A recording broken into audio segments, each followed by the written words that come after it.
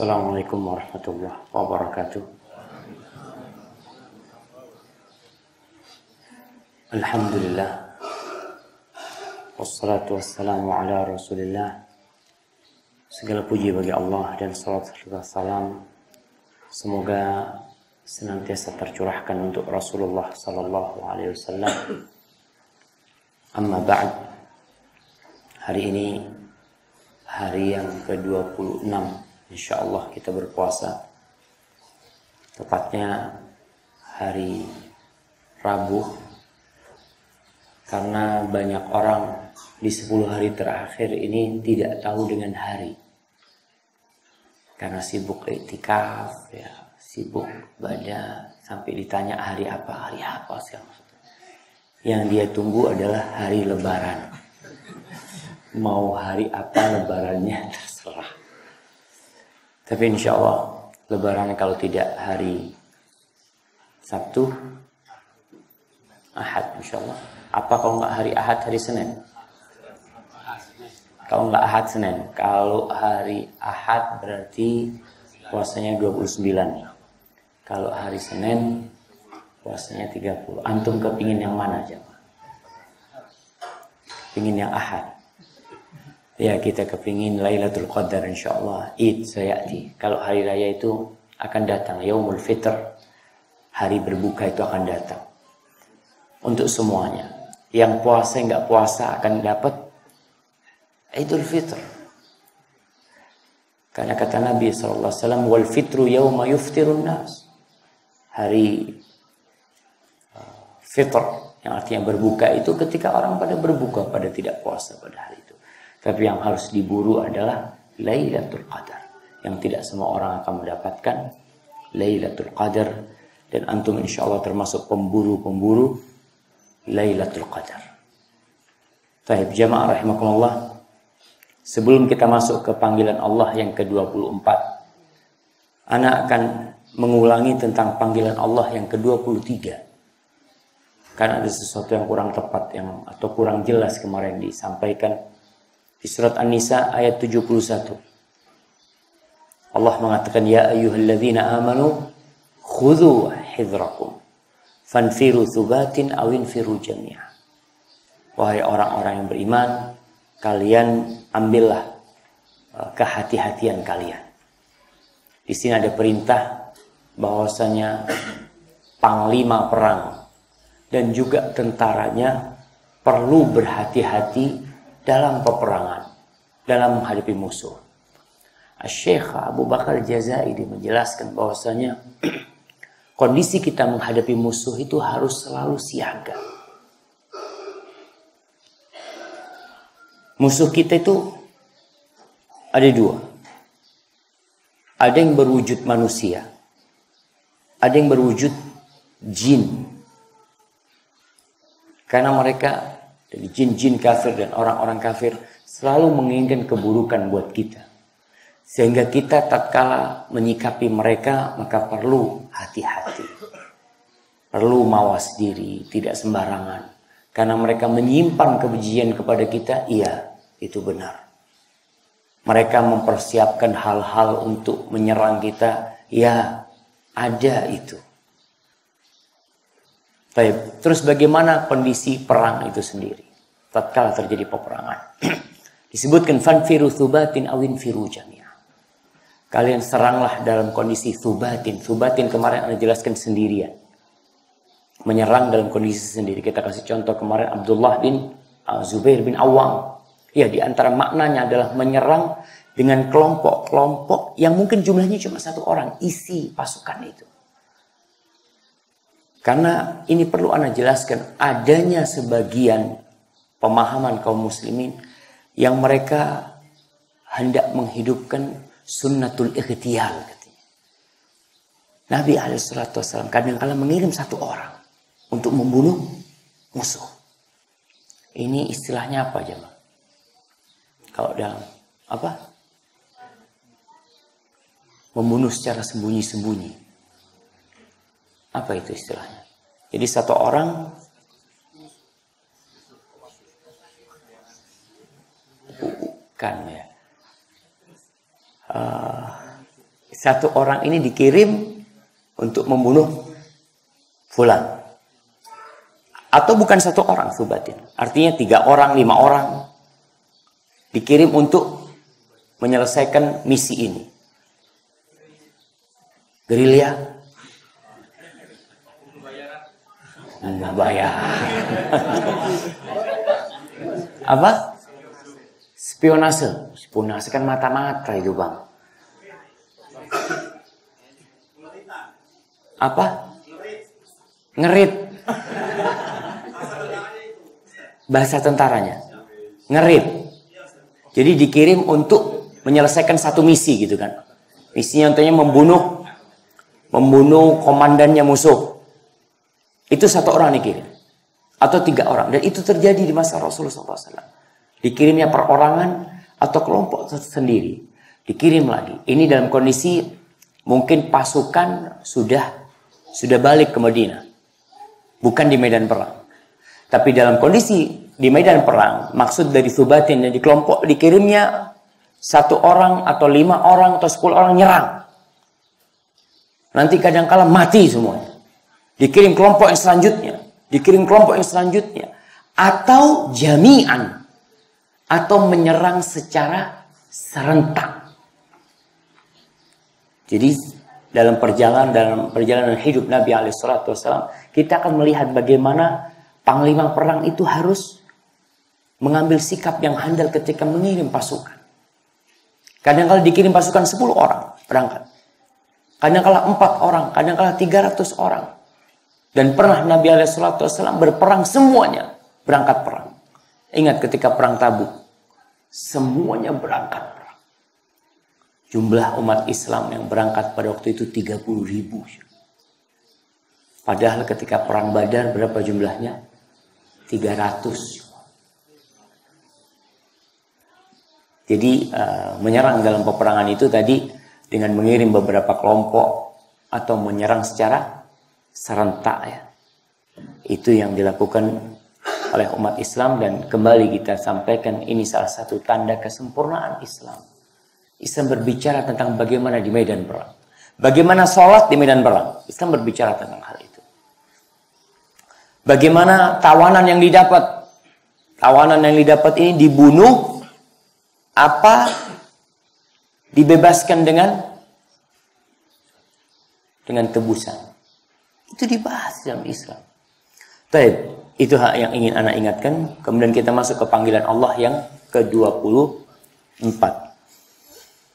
Di surah An-Nisa ayat 94.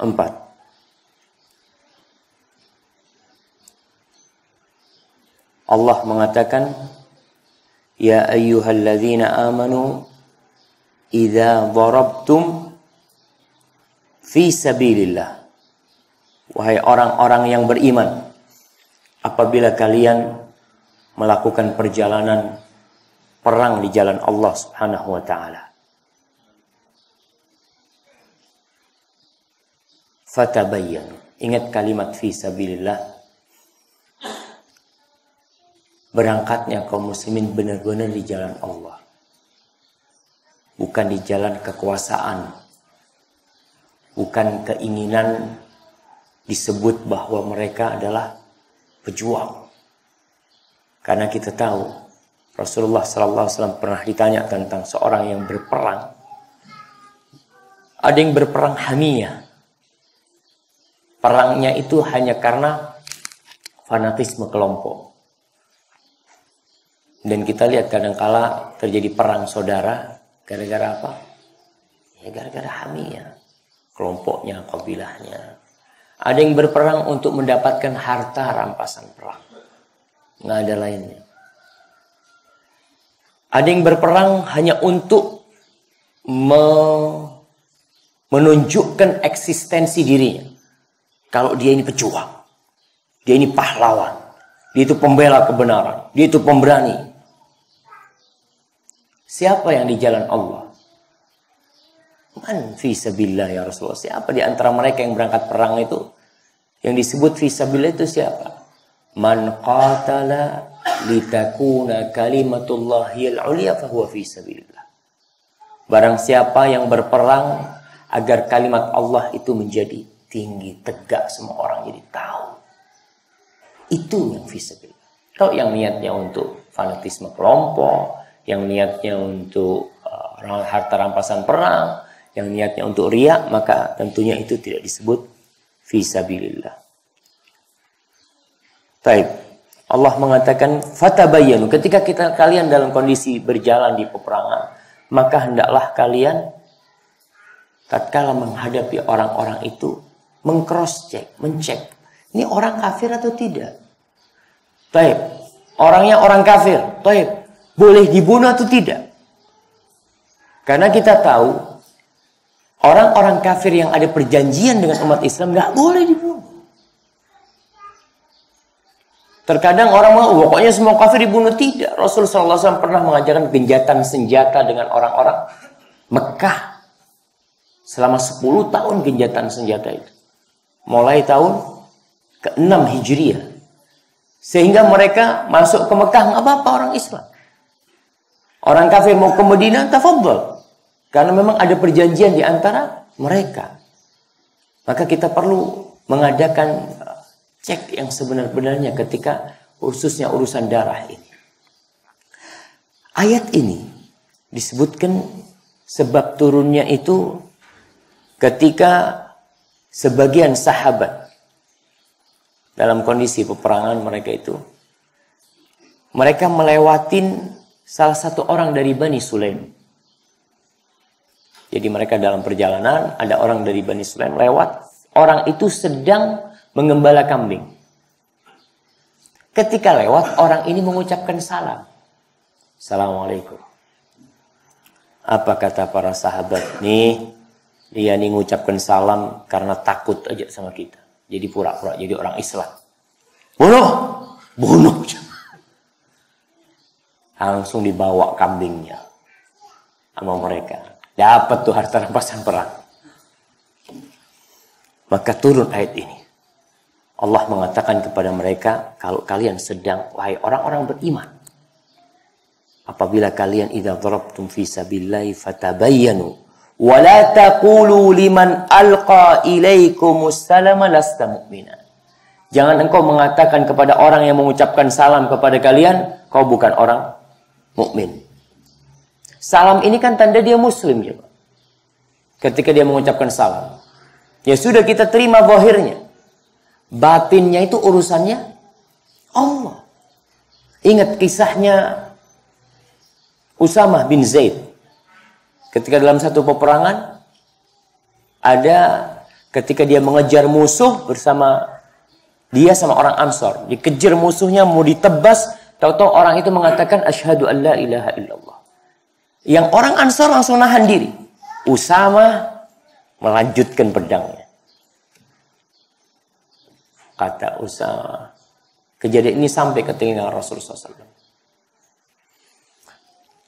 Rasulullah SAW marah.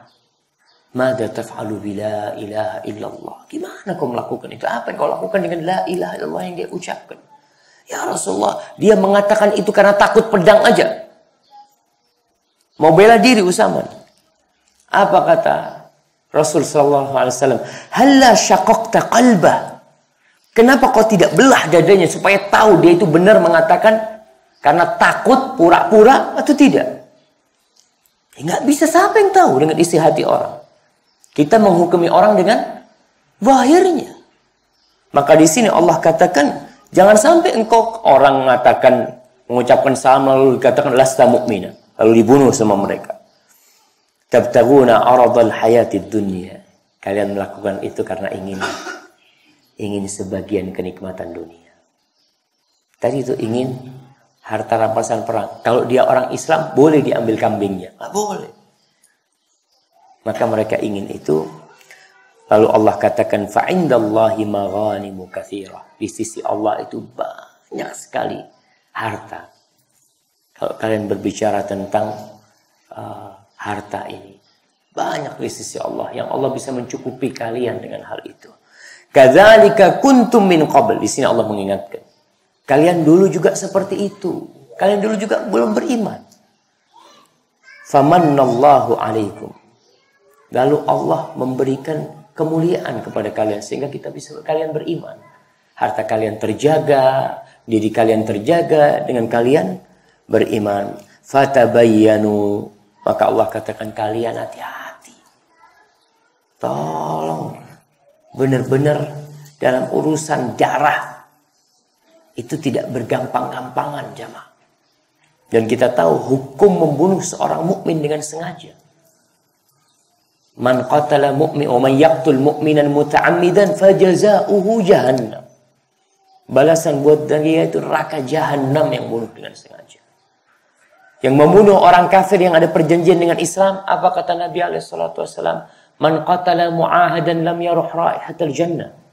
Barang siapa yang membunuh orang kafir, lihat orang kafir yang ada perjanjian dengan umat Islam. Tidak dalam kondisi perang.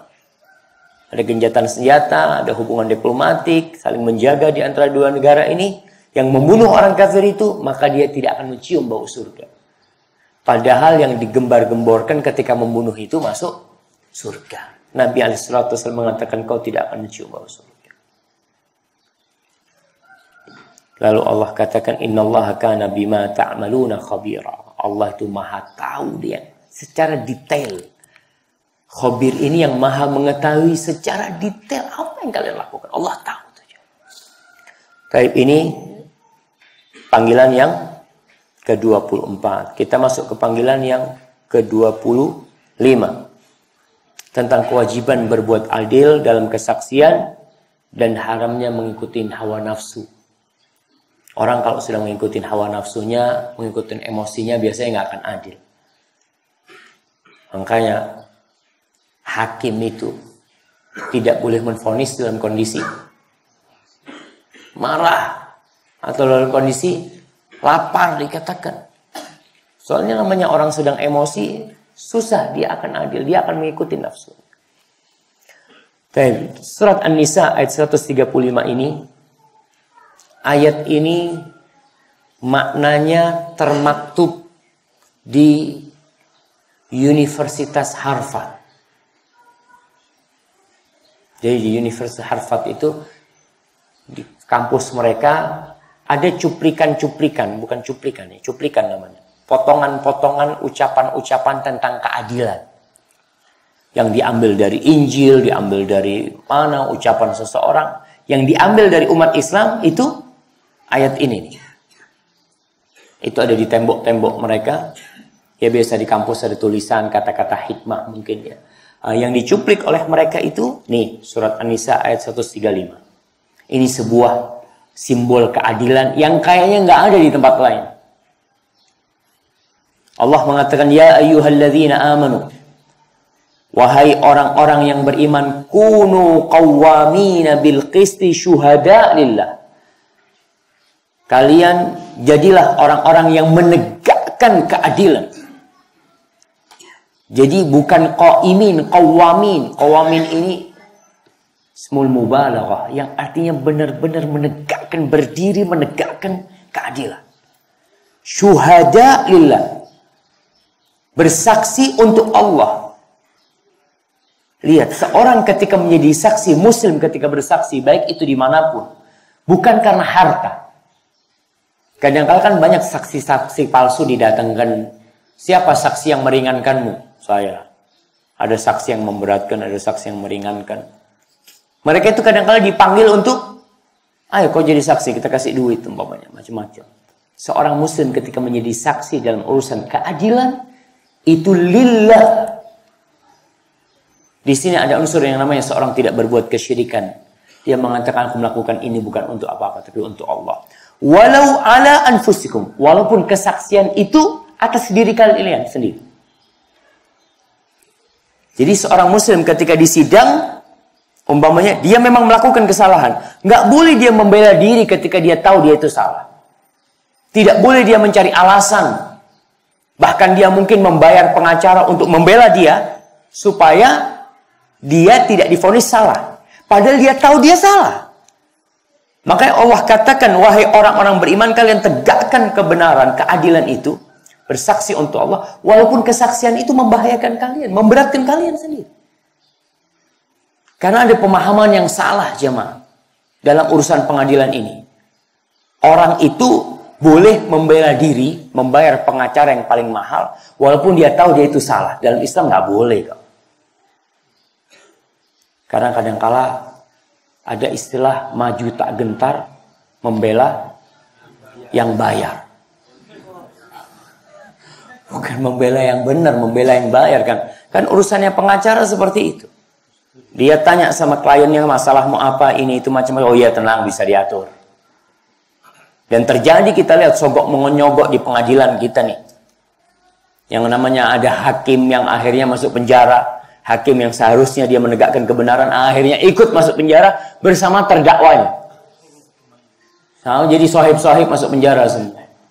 Padahal seharusnya orang itu tahu. Ketika kau benar, kau ingin bela diri, silahkan. Tapi kau tahu salah enggak, ini bukan hak aku. Iya memang aku yang salah. Maka tegakkan itu kebenaran, tegakkan itu keadilan. Walaupun atas dirimu sendiri. Subhanallah jemaah. Apakah ada keadilan seperti ini? Awil walidain, atau urusannya sama kedua orang tua. Atas diri sendiri mungkin orang mengatakan, oke, anak kalau diri sendiri nggak apa-apa lah, anak masuk penjara urusannya nggak apa-apa. Tapi kalau abah anak, bapak sama ibu anak, aduh berat lah. Kau harus adil juga dalam hal itu. Kalau memang yang salah itu orang tuamu dan kau tahu yang salah itu orang tuamu, maka kau perlu menjadi saksi menegakkan keadilan, bukan malah menutup-nutupi. Kan tidak sedikit terjadi di negeri kita menyembunyikan pelaku kriminal. Orang tua menyembunyikan anaknya, padahal anaknya dicari sama polisi nih, karena melakukan tindakan. Akhirnya disembunyikan di mana? Dosa tuh orang tua. Kau seharusnya membantu keadilan itu. Begitulah seorang anak kalau kesaksian dia membahayakan kedua orang tuanya, demi keadilan dia tegakkan. Antum tahu yang namanya langit ini bisa tegak karena keadilan. Tapi kalau sudah zalim, Allahu. Wal aqrabin, atau kerabat. Adikmu, kakakmu. Kadangkala kan orang yang tahu kebenaran ini orang dekat. Terjadi pembunuhan di rumah itu. Atau terjadi tindakan kriminal. Dan dia tahu yang melakukan adiknya. Lalu ketika dia yang saksi, enggak tahu anak, wallahualam kayaknya anak tahu adik anak tidak pernah melakukan itu macam-macam. Ada kan pembelaan-pembelaan seperti itu. Dalam Islam nggak boleh. Kau harus tegakkan keadilan walaupun atas dirimu atau atas orang tuamu, atas kerabatmu. Iyakun ghaniyan aw faqiran fallahu aula bihima. Kalau engkau menegakkan kebenaran atas orang yang orang itu kaya, kadang-kadang kan kita belain yang kaya. Kalau terdakwanya ini fakir, kita kesian sama dia. Jangan, tetap keadilan harus ditegakkan. Allah katakan, fallahu aula bihima. Udah, kau nggak usah mikirin itu. Allah yang lebih pantas untuk ngurusin mereka. Kalau dia orang kaya, itu kekayaan dari Allah. Kalau dia orang miskin, Allah bisa memperkaya dia. Jadi jangan sampai kalian meninggalkan keadilan gara-gara melihat yang kaya, atau gara-gara kalian kesian dengan yang miskin.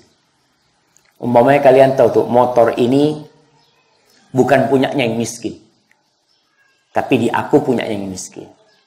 Kita berpikir, udah yang kaya kan punya motor yang lainnya. Ana mau saksi ini motor punya yang miskin. Karena kesian dia melakukan itu. Nggak boleh. Urusannya sudah, kalau memang bukan punya dia, kan kau tahu bukan punya dia, tegakkan keadilan itu. Fala tattabi'ul hawa an ta'dilu. Kalian jangan mengikuti hawa nafsu kalian, sehingga kalian tidak bertindak adil. Wa in talu aw tu'ridu fa innallaha kana bima ta'maluna khabira. Kalau kalian ya menyimpang dari keadilan itu, tidak mau menegakkan keadilan atau berpaling darinya, sesungguhnya Allah itu Maha mengetahui. Ini ditutup sama dengan ayat sebelumnya, Khabira, dengan nama Allah Khabir. Allah itu tahu secara detail. Jadi nggak ada yang tersembunyi di sisi Allah Subhanahu wa taala. Dan ini menuntut kita untuk adil. Dan nanti pada hari kiamat kita tahu keadilan itu akan tegak. Simbol keadilan itu apa jemaah? Timbangan. Makanya pada hari kiamat nanti apa kata Allah? Wa nadha'ul mawazinal qistal yaumil qiyamah. Kita letakkan tuh timbangan-timbangan keadilan. Ada timbangan nanti. Dan sampai hari ini orang timbangannya pakai, itu simbol keadilan, pakai timbangan elektronik apa? Digital atau timbangan biasa masih? Masih timbangan biasa. Dan pada hari kiamat timbangan itu ada dua, lahu kaffatan. Dua apa namanya? Apa? Dua timbangan. Nah, Masya Allah. Dua daun timbangan. Ada dua. Sehingga nanti tampak tuh keadilan. Kau lihat sendiri, lebih berat mana? Kan kita tahu timbangan itu dengan itu. Ya, masih kurang. Oh, masih kurang, tambahin. Oh, kelebihan dikurangin. Ketika sama, oh ini yang namanya, ya sudah, benar nih. Nanti Allah akan letakkan, cuma ketika timbangan nanti ditegakkan pada hari kiamat, faman thaqulat mawazinuhu fahuwa fi 'aisyatir radiyah. Barang siapa yang berat timbangan kebaikannya, dia itu yang akan hidup dalam kehidupan yang berbahagia, yang diridhai. Wa man khaffat mawazinuhu fa ummuhu hawiyah. Baik, yang ke-26. Ini langsung jamaah. Iya. Kalau yang ke-25 itu 135 di surat An-Nisa. Kalau yang nomor 26 itu 136. Jadi bersambung ayatnya. Allah mengatakan, ya ayyuhalladzina amanu aminu billahi wa rasulihi wal kitabil ladzi nazzala ala rasulihi wal kitabil ladzi anzala min qabl wa may yakfur billahi wa malaikatihi wa kutubihi wa rusulihi wal yawmil akhir faqad dhalla dhalalan ba'id. Ini perintah agar orang yang beriman menjaga keimanannya, teguh di atas keimanan. Jemaah, orang yang beriman itu lahir Islam, besar Islam. Apa ada jaminan dia mati dalam kondisi Islam? Tidak ada. Badai itu akan datang untuk menyingkap hakikat keimanan kita. Dan godaan-godaan selama kita hidup itu tidak akan berhenti. Menggoda kita ya untuk keluar dari jalur keimanan. Maka di sini Allah mengatakan, ya ayyuhalladzina amanu aminu. Ini orang udah beriman nih. Wahai orang-orang yang beriman, berimanlah kalian. Ya kan sudah beriman. Ya. Perintah ini adalah agar dia teguh di atas keimanan itu. Rasulullah sallallahu alaihi wasallam tidak berhenti berdoa. Ya muqallibal qulub, tsabbit qalbi ala dinik. Beliau meminta iman. Allahumma inni as'aluka imanan daiman. Iman yang terus. Sebagaimana setiap salat kita mengatakan ihdinas siratal mustaqim. Maka di sini orang yang beriman diperintahkan untuk beriman lagi. Artinya menjaga keimanannya. Billah, beriman kepada Allah wa rasulihi, dan rasulnya, dan kitab yang diturunkan kepada rasulnya. Ini Al-Quranul Karim. Kita kalau tanya, kalian beriman kalau Al-Quran itu kalamullah? Iya beriman. Allah turunkan? Iya, kita beriman. Kau amalkan enggak? Yang penting kan beriman. Iya. Beriman itu bukan hanya ucapan di lisan.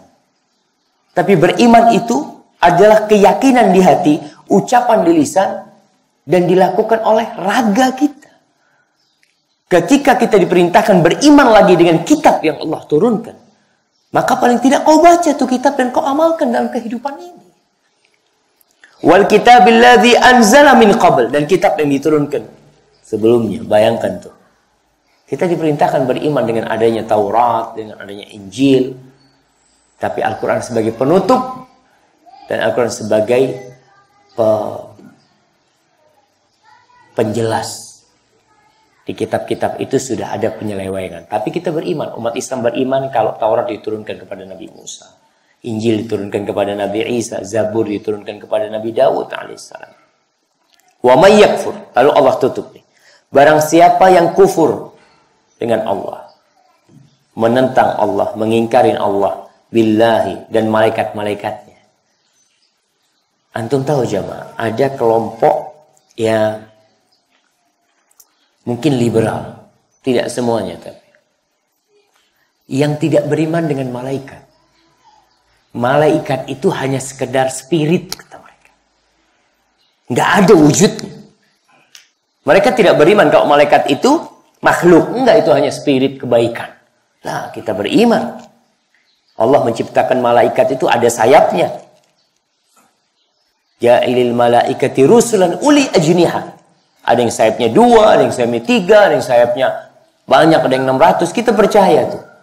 Maka di sini Allah katakan barang siapa yang kufur kepada Allah dan kufur kepada malaikat-malaikat dan kitab-kitab Allah dan rasul-rasul Allah wal yaumil akhir, dan dia kufur kepada hari akhir. Ingat, pada awal Anda sampaikan bahwasanya ada orang-orang Islam yang nggak percaya dengan adanya hari kebangkitan, yang tidak percaya dengan adanya hari kiamat, bahkan menyebut itu adalah ramalan. Oh, itu hanya ramalan, meramal masa depan. Bukan meramal masa depan umat Islam. Umat Islam beriman dengan hari akhir. Dan dalam setiap sholat kita katakan apa? Maliki yaumiddin. Terus kita katakan bahwasanya ada hari pembalasan, itu ada. Ada surga dan neraka, kita percaya. Maka barang siapa yang kufur, faqad dhalla dhalalan ba'ida, maka dia telah tersesat dengan kesesatan yang jauh sekali, jemaah. Ayat ini menuntut untuk menambah keimanan itu dengan belajar. Kau semakin kenal sama Allah. Kita disuruh beriman sama Allah. Allah itu punya berapa nama? 99 nama lebih. Nama Allah itu tidak terbilang. Kau supaya tambah iman, ya iman ini kan naik turun. Kalau lagi naik, Masya Allah. Itu nama lisannya, subhanallah, alhamdulillah, wa la ilaha illallah. Ada orang miskin, sedekah, waktu duha sholat. Tapi kalau imannya lagi turun, wallah. Kadangkala, mas, gak sholat ke masjid. Udah gak usah ngurusin anak. Gak usah ngurusin anak. Istrinya ngomong, kok gak ke masjid? Karena imannya lagi down. Itu. Maka kita perlu menambah keimanan, salah satunya dengan mempelajari tentang Allah. Mempelajari tentang Rasulullah. Antum ketika kenal sama Nabi SAW, antum makin semakin cinta dengan dia. Al-Quranul Karim, antum pelajari tentang Al-Quran. Antum pelajari tentang malaikat-malaikat Allah. Paling tidak antum tahu ada malaikat-malaikat yang punya nama, ada malaikat-malaikat yang nggak punya nama. Beriman dengan malaikat ini yang disebutkan namanya, kita beriman. Ada malaikat Jibril, ada malaikat Israfil, ada malaikat Mikail, ada malaikat Israel. Penamaan Israel ini tidak disebutkan dalam hadis yang sahih. Yang ada dalam ayat Quran dan dalam hadis-hadis adalah malakul maut, malaikat pencabut nyawa, kematian. Adapun nama Israel disebutkan dalam beberapa hadis yang sahih. Dan malaikat mungkar dan nakir, Malik, menjaga neraka, kita beriman dengan itu.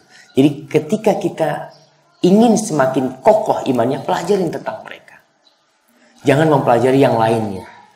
Baik, panggilan yang ke-27. Tentang haramnya menjadikan orang-orang kafir sebagai teman baik, pelindung. Ini mirip dengan Al-Maidah 51. Apa bedanya?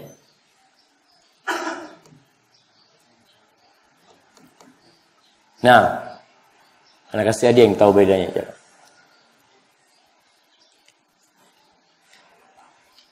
Apa bedanya? Yang ingat dengan Al-Maidah 51, insya Allah bisa membedakan. Karena terus terang banyak umat Islam yang baru tahu Al-Maidah 51 ketika Ahok menyampaikan. Oh, ternyata nggak boleh ya. Orang Islamnya baru tahu. Makanya kadang-kadang kita melihat, ya tadi, orang beriman dengan Al-Quran tapi berpaling dari Al-Quran itu sendiri. Tidak mau mempelajarinya, tidak mau mengamalkannya. Apa bedanya? Sama aulia. Jadi kalau aulianya sama. Oh, Masya Allah nih dapat tuh dia tuh. Nanti hadiahnya saya kasih tuh. Kalau di sini kafir. Allah mengatakan ya ayyuhalladzina amanu la tattakhidul kafirina awliya. Wahai orang-orang yang beriman, jangan kalian jadikan orang-orang kafir itu aulia. Kalau di Al-Maidah 51, ya ayyuhalladzina amanu la tattakhidul yahuda wan nasara aulia. Jelas tuh. Kalau yang di Al-Maidah 51 disebutkan kelompoknya Yahudi dan Nasrani. Kalau di sini kafir secara umum. Secara umum, mau Yahudi, mau Nasrani, mau Majusi, mau apa lagi kau sebutkan tuh. Dari orang-orang kafir. Ini lebih umum lagi, jangan kalian jadikan mereka sebagai aulia. Aulia ini apa artinya? Ribut ya, ketika Al-Maidah 51 lagi viral, lagi in ketika itu tentang penafsiran aulia. Ada yang mengatakan yang paling tahu dengan maksudnya Allah ya Allah sendiri, kata dia. Iya, terus buat apa Allah turunkan ini? Kalau akhirnya kita tidak bisa memahami ucapan Allah. Kan tujuannya Allah menurunkan ini agar diamalkan. Kalau orang-orang tidak faham. Dan yang lebih faham dengan maksud Allah siapa? Rasulullah sallallahu alaihi wasallam. Karena beliau utusannya. Dan yang lebih faham dengan apa yang disampaikan oleh Allah dalam Al-Quran dan disabdakan oleh Nabi SAW adalah mereka yang hadir ketika Al-Quran ini turun dan ketika sabda itu disampaikan oleh Nabi SAW.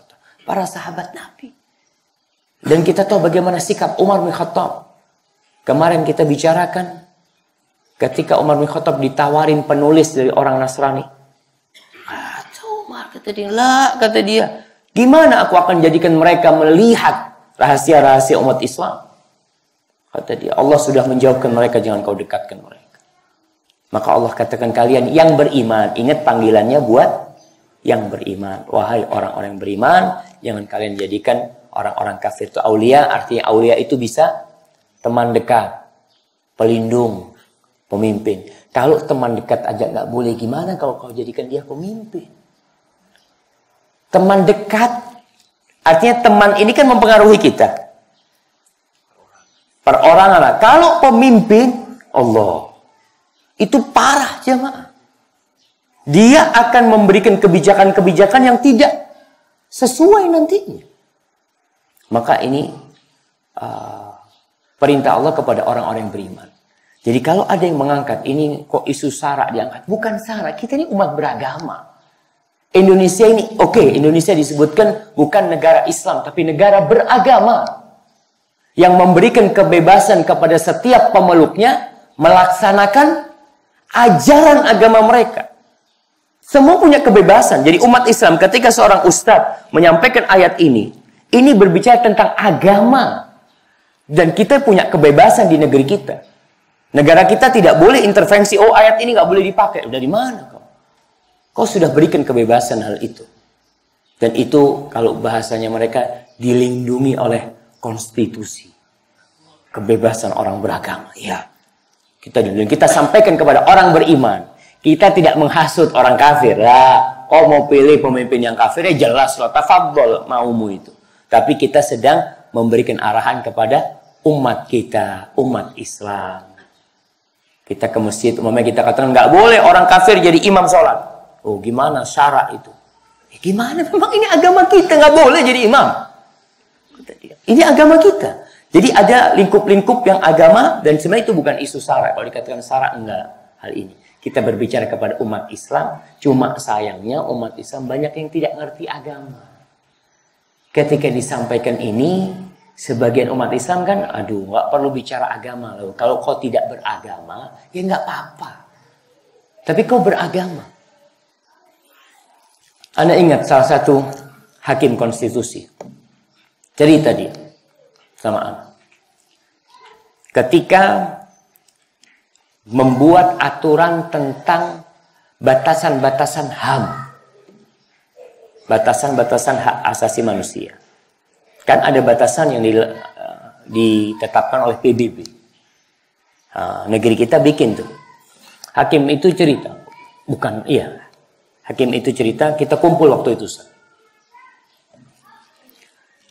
Padahal mayoritas muslim. Kebanyakan itu menolak agama sebagai batasan. Mereka menjadikan tradisi, kearifan lokal, akal itu sebagai batasan HAM.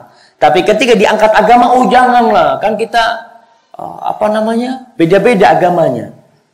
Marah itu hakim. Saya mau ngomong katanya, kalian semua di sini beragama enggak? Ya beragama. Ya iya. Kenapa kalian menolak agama sebagai batasan menentukan batasan-batasan hak asasi manusia? Kalau kalian tidak beragama, oke. Dan kita tahu semua agama menginginkan kebaikan kata dia. Sebenarnya dia menolak karena mayoritas Muslim. Jadi ketika bicara batasan agama, maka tentunya suaranya suara siapa? Suara mayoritas. Mereka mau tolak nih yang mayoritas. Mau dibunuh tuh karakter Islam. Subhanallah. Akhirnya alhamdulillah mereka sepakat. Maksudnya agama juga batasan hak asasi manusia. Baik. Allah di sini katakan kepada orang-orang yang beriman, jangan kalian jadikan orang-orang kafir itu aulia dari selain orang-orang mukmin. Aturiduna an taj'alu lillahi 'alaikum sultanan mubina. Ana akan bacakan tafsirnya.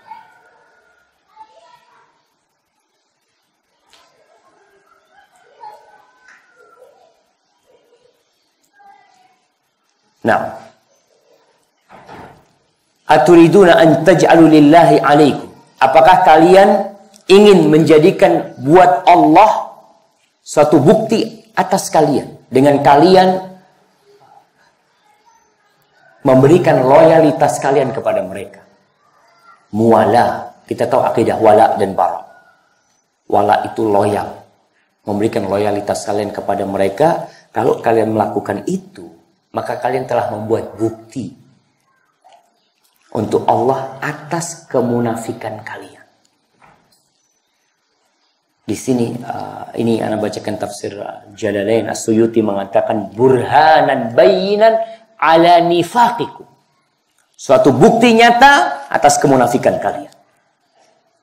Kenapa? Sepanjang sejarah yang menjadikan orang-orang kafir kekasih, pelindung, pemimpin, itu adalah orang-orang munafik. Maka kalau kalian melakukan itu berarti ini bukti kalian munafik. Tidak bisa dipungkirin lagi. Makanya kemarin sempat ribut di Jakarta, orang yang milih Ahok tidak disolatin ya. Apa macam-macam ya, keributan itu juga ada unsur politiknya. Ada yang menunggangin hal itu dengan politik macam-macam untuk memenangkan pilkada yang ada di sana. Tapi jelas umat Islam melakukan semua itu karena iman. Bukan karena unsur politik. Antum tahu kalau unsur politik. Jadi unsur politik itu, ya sekarang nih kelompok-kelompok belain yang Islam nih. Belain yang Islam dia. Nanti di tempat lain, dia belain yang lainnya juga. Yang sesuai dengan politik dia pada waktu itu. Oh, anak mau gabung sama partai ini. Jadi di Jakarta gabung sama partai-partai yang belain Islam. Nanti di tempat lain gabung sama partai-partai yang belain, yang sebenarnya dia nggak mau gabung sama mereka di Jakarta umpamanya. Tapi karena unsur politik di tempat itu kayaknya calonnya ini yang lebih kuat, dia akan gabung sama mereka. Nggak ada urusan, bukan urusan agama yang dilihat, tapi unsur politik buat mereka. Lah, Islam berbicara nggak, kita berbicara iman. Afwan, kita ini orang iman. Kita bisa pindah negara, tapi kita tidak pindah keimanan. Bisa, Anda sampaikan. Antum bisa jadi penduduk Australia, bisa, dan banyak orang Indonesia punya paspor Australia dan dia jadi orang Australia. Antum bisa jadi penduduk Amerika, ya.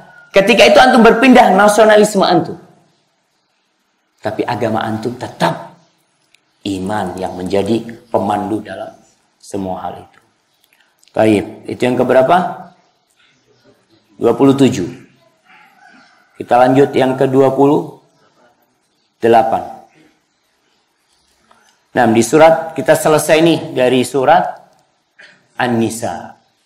Kita masuk ke surat Al-Maidah. Baik, di Al-Baqarah berapa?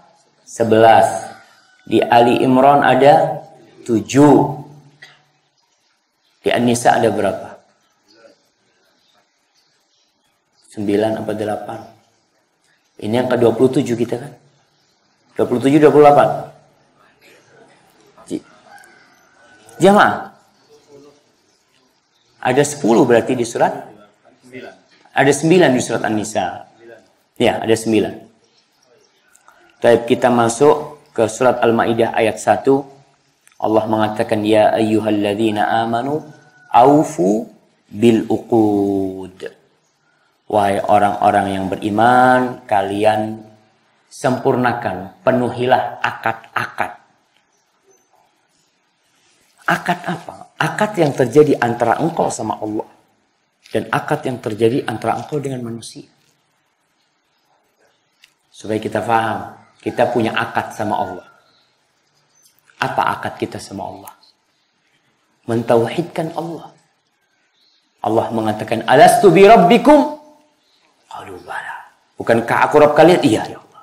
Ini akad kita meyakini Allah, pencipta kita, Tuhan kita yang memberikan segala-galanya kepada kita, maka kita harus penuhi itu. Di doa, di sayyidul istighfar. Istighfar yang paling mulia. Jadi kalau kita bicara istighfar, istighfar yang paling mulia itu apa? Allahumma anta rabbi, la ilaha illa anta khalaqtani, wa ana abduka, wa ana ala ahdika wa wa'dika. Dan aku berada di atas janjiku, perjanjianku dengan engkau, dan janjimu kepadaku, aku berada di sana. Ini yang namanya akad. Jadi ada hak, ada kewajiban. Kita disuruh memenuhi hal itu. Dan akad sama manusia. Maka yang orang Islam itu tidak hanya baik sama Allah. Tidak hanya sholatnya yang kenceng, tapi dia dengan manusia, dia penuhin tuh akad-akad. Akad nikah umpamanya. Akad perjualan. Akad dagang, akad sewa menyewa, akad apa lagi. Semua akad kita penuhi. Jangan mau seenaknya sendiri. Ingat, Allah memanggil, ya ayyuhalladzina amanu. Karena terus terang kita ini jamaah kadangkala ada omongan-omongan yang tidak nyaman. Tentang orang yang sudah ngaji. Iki wis ngaji, jenggote dawa, utang ndak bayar-bayar. Ini sudah ngaji, kata dia, jenggotnya panjang, utang tapi nggak bayar-bayar. Ini kan ada akad kau sama dia. Kadang-kala ada orang yang memang niat nggak mau bayar. Oh, fulan baik ya. Anak ingat sama. Dulu ada mahasiswa udah dikeluarkan dari STDI. Ya karena tidak memenuhi akad-akad ini. Ternyata dia memang gitu, pinjam sama Ustadz fulan, pinjam sama Ustadz fulan, pinjam sama. Nggak ada yang dibayar. Akhirnya kabur dia. Tidak membayar hal itu. Na'udzubillah min dzalik jamaah. Dan kita pun ingat, setelah kita ngaji, seharusnya kita semakin takut. Nanti itu ada hisab. Dan ada orang yang baik sama Allah, tapi buruk sama makhluk-makhluk Allah, dengan manusia, dengan binatang, itu masuk neraka. Ingat perempuan yang masuk neraka gara-gara kucing. Dan antum tahu nanti ada orang-orang yang muflis, yang bangkrut. Bangkrut. Ahli ibadah orang itu. Nabi menjelaskan sallallahu alaihi wasallam kalau orang ini bawa pahala sholat. Bawa pahala sholat. Artinya sholatnya diterima. Ada pahalanya. Bawa pahala puasa. Bawa pahala sedekah. Ada pahalanya. Tapi dia datang pada hari kiamat dalam kondisi dia telah menyakitin fulan. Mencela fulan. Ngambil hartanya fulan. Nipu fulan. Nggak bayar utang sama fulan. Membunuh fulan. Macam-macam dosa dia kepada manusia. Maka pada hari kiamat orang-orang yang pernah diambil haknya itu akan menuntut sama dia. Bayangkan nih orang jamaah sholatnya bagus. Tapi dia tidak menjaga hubungan dengan makhluk. Akhirnya dia bangkrut dan masuk neraka. Maka kita yang udah ngaji, yang udah paham, tolong jaga hubungan sama manusia. Aufu bil uqud. Antum punya janji sama fulan, nyewa rumah, bayar kontraannya, atau jual beli. Uhillat lakum bahimatul an'am. Dikatakan dihalalkan bagi kalian bahimatul an'am. Hewan-hewan ternak yang dimaksud adalah onta, sapi, dan kambing. Kalian dihalalkan memakannya setelah disembelih. Kalau bangkai nggak boleh. Orang Arab dulu, mereka dalam perjalanan kalau umpamanya lapar nggak ada makanan, itu punuk ontanya dipotong. Punuk ontanya dipotong, dimakan sama mereka. Halal apa enggak? Haram, coba. itu termasuk bangkai. Kadangkala ekor kambingnya, kan ada kambing yang ekornya, dia tidak ingin nyembelih kambingnya eman-eman, maka ekornya doang potong, dibikin sop buntut sama dia. Haram itu. Karena hukumnya yang dipotong dari hidup, itu hukumnya hukum bangkai. Ini dihalalkan bagi kalian, onta, sapi, kambing setelah disembelih. Illa ma yutla alaikum. Kecuali yang sudah dibacakan kepada kalian pengharamannya. Apa yang diharamkan? Diharamkan bangkai, darah, ya. Oke Ustaz, kadang-kala mereka juga kayak model bekam. Ada namanya as-safdu. As-safdu itu apa bahasa Indonesia? Yang mengeluarkan darah. Apa? Bedah. Terjemahannya bedah, bukan bekam. Jadi memang uratnya disayat ya. Bukan akupuntur. Jadi di kaki itu ada, dikeluarkan darahnya, itu ngucur darahnya itu. Seperti itu. Nah, itu orang Arab kadangkala mereka dicari di ontanya itu, ditusuk, keluar darahnya ditampung. Nggak dibunuh ini ontanya, enggak. Dimasak tuh darahnya. Atau diminum sama mereka. Itu yang diharamkan. Taib. Ghaira muhillis saitu antum hurum. Di kalian tidak boleh menghalalkan, ingat, dalam kondisi kalian berihram, nggak boleh kalian berburu. Ini ada aturan dalam Islam. Jadi orang ketika berihram atau dia berada di tanah haram, maka dia tidak boleh berburu. Subhanallah jemaah.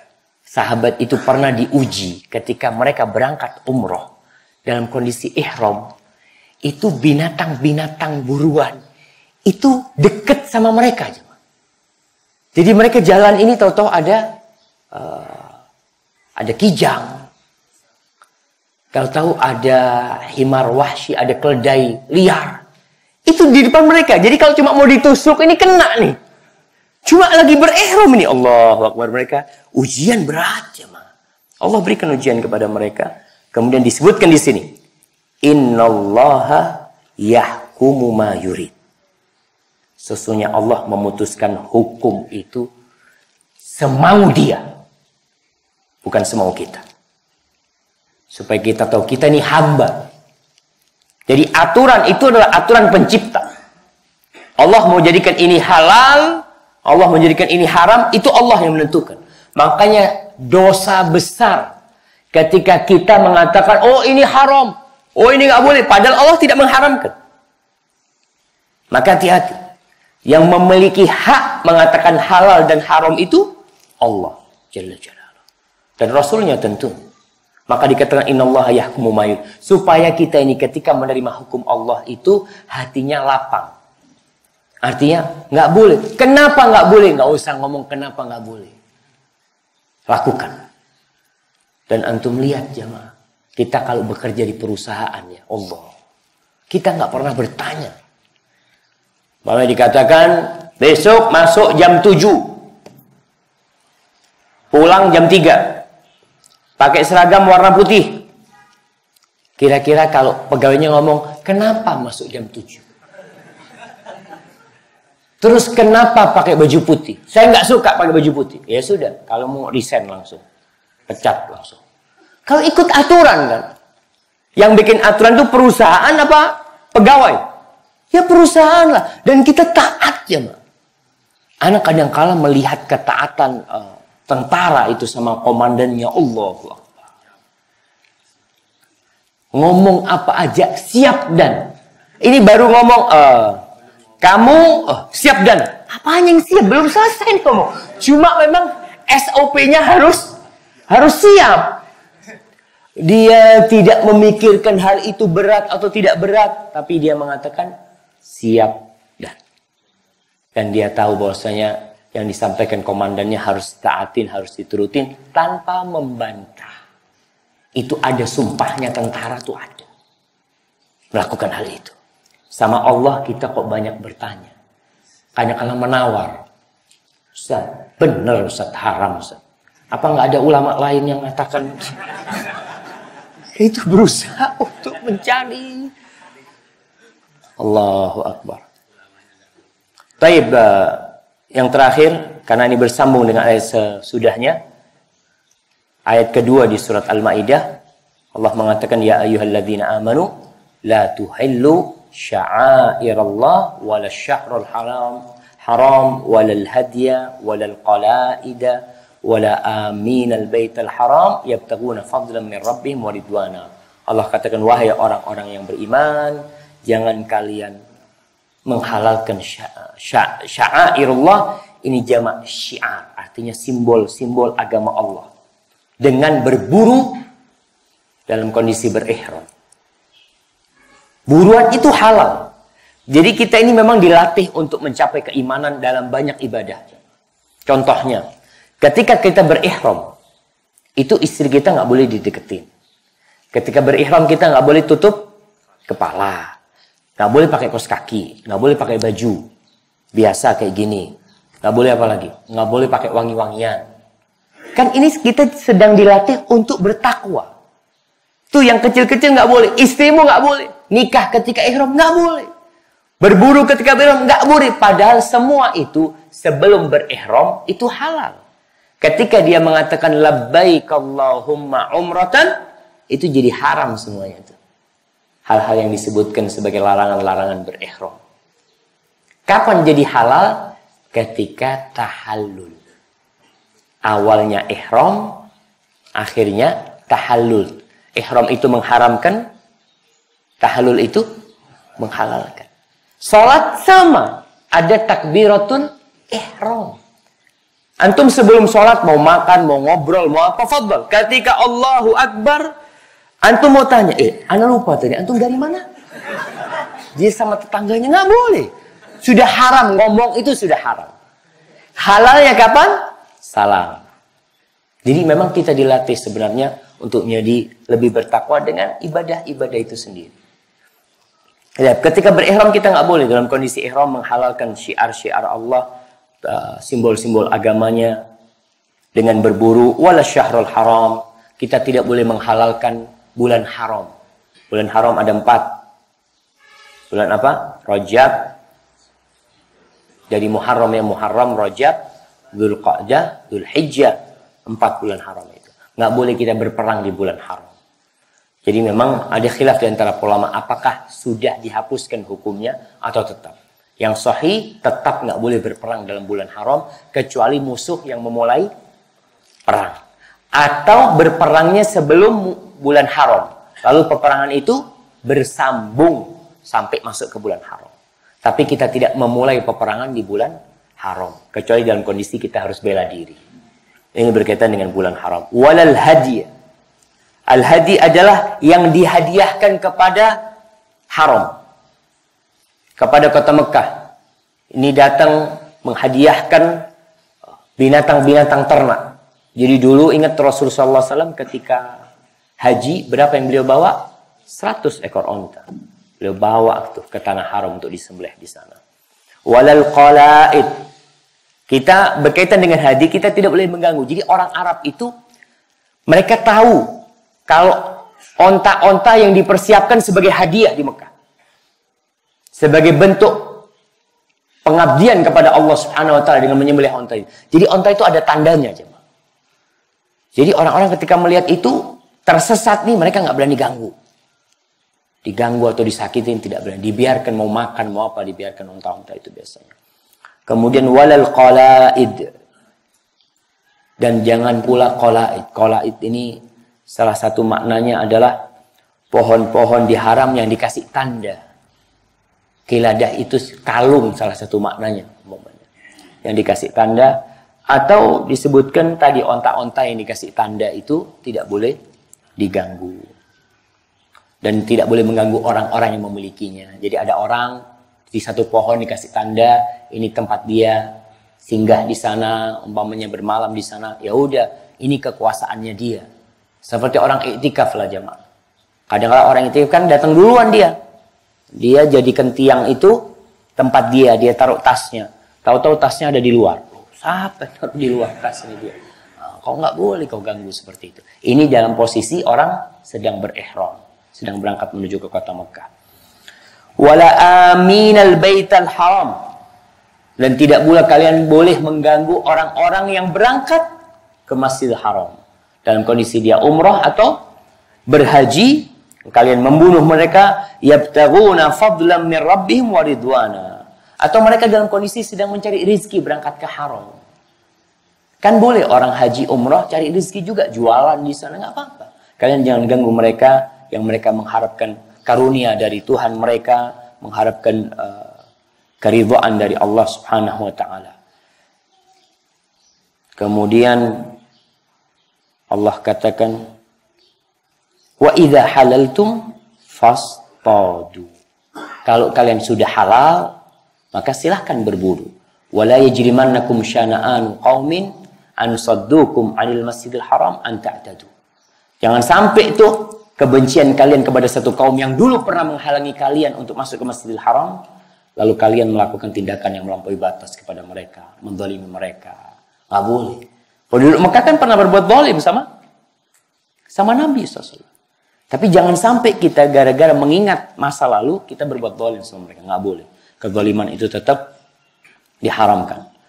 Wa ta'awanu 'alal birri wat taqwa. Allah katakan kalian saling tolong-menolong dalam kebaikan dan ketakwaan. Albir dan takwa ini kalau digabungkan maknanya beda. Kalau sendirian maknanya dua makna itu tergabung dalam satu kalimat ini. Albir maksudnya melaksanakan perintah, at-taqwa maksudnya meninggalkan larangan. Albir melaksanakan perintah, takwa meninggalkan larangan. Wala ta'awanu 'alal itsmi wal udwan. Ini sebuah kaidah jemaah ya. Kita tidak boleh tolong-menolong dalam dosa dan dalam permusuhan, nggak boleh kita. Makanya orang yang menolong orang menjual pisau sedangkan dia mau bunuh orang. Kita tahu nih fulan beli pisau ini untuk bunuh orang itu. Dan kalian jualin, kalian juga ikut dosa. Karena wallahu alam, anda nggak tahu dia mau bunuh, nggak bunuh itu kan urusan dia. Nah, kaum mukmin disuruh saling tolong-menolong dalam kebaikan. Dan tidak boleh tolong-menolong dalam dosa dan permusuhan. Wattaqullah, dan bertakwalah kalian kepada Allah. Innallaha syadidul iqab. Allah katakan bertakwalah kalian kepada Allah. Setelah Allah jelaskan nggak boleh ini, nggak boleh ini, nggak boleh ini, macam-macam Allah jelasin, kalian bertakwa sama Allah. Sesungguhnya Allah itu maha pedih, maha dahsyat azabnya. Aja jangan main-main. Kita aja takut dipecat sama perusahaan kalau melakukan melanggar umpamanya, dapat SP1, SP2, kita takut. Allah syadidul iqab. Sanksi Allah itu sangat pedih sekali. Hadza wallahu a'lam bishawab jemaah. Kita mungkin akan mulai agak cepat nanti jelasinnya karena ada berapa lagi jemaah? Kita baru 29 nih. Baru 30 gitu. Kita 29 berarti sisa 60 lagi jemaah. Ya, insyaallah kita paling tidak artinya aja dengan penjelasan ringan. Hadza wallahu a'lam bishawab. Sallallahu ala nabiyina Muhammadin wa ala alihi wasallam. Assalamualaikum warahmatullahi wabarakatuh.